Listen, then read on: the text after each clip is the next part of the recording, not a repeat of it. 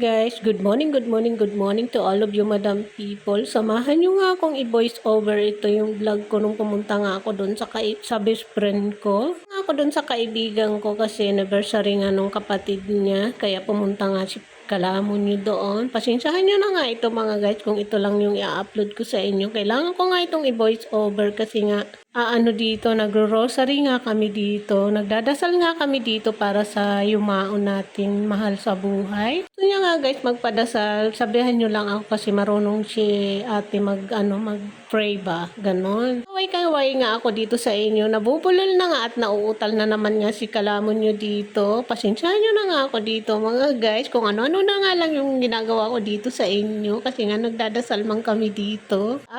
Sa akin nga lang nakatutok yung camera dyan mga kalamon. So ayan na nga si Kalamon nyo. Tamang pa-cute-cute na naman nga siya dyan. At tamang ninanamnam niya nga yung bagong hair niya nga. Nagpagupit na nga ako niyan kasi nga ang haba-haba na nga ng buhok ko. Binalik ko na naman yung ating alindog buhok. Series pa dyan. So binongbuangan ko na nga kayo dito mga guys. Ito na nga yung nakauwi na nga ako. Nakapasok na nga ako ng village namin. Nagtamang lumakad nga ako dito. Nga dito yung yung kaibigan ko diyan na pumapasok din sa sa school. Tinatanong niya nga ako kung saan daw ako galing. Akala niya nga daw nagsumba ako. Sabi ko hindi. Ako doon sa kaibigan ko, sabi ko sa kanya. Tapos sila naman ay nag-harvest nga sila ng talbos ng kamuti para pampakain ng ng rabbit nila. Kasi yung may-ari ng school. Kaya ayan, ang person, tamang lumakad nga ako dito kasi kinuha ko nga yung keratin na binili ko doon sa Bigay nga sa atin ng keratin ng isang subscriber kaya ayan, pinick up ko nga ito. Nagpasalamat nga ako sa kanya, sabi niya nga sa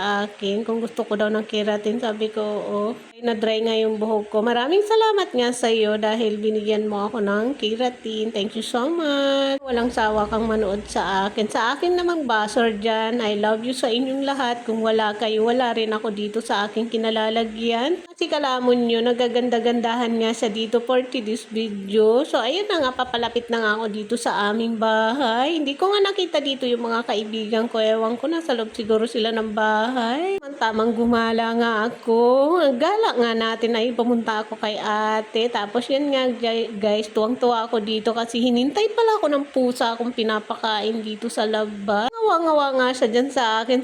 Siguro sabi niya, saan ka ba galing? Kanina pa ako dito. Nga si Mingming guys, linapitan na nga niya ako. Sabi niya, saan ka ba galing? Hinintay kita. Naghanap siguro to guys sa akin. Naghanap ng pagkain, ganun. So ayan nga, nandito na nga guys ako sa bahay. Papasok na nga ako ng aking bahay. Ako nga itong i-voice over kasi nga maingay nga dito yung mga aso ko. So maraming salamat po sa inyong lahat. Kung di ka pa nga dyan nakapag-subscribe sa amin, mag-subscribe na para laging updated ka. So yun lang guys. Thanks to my watching. See you sa next vlog. Bye and good morning. Bye!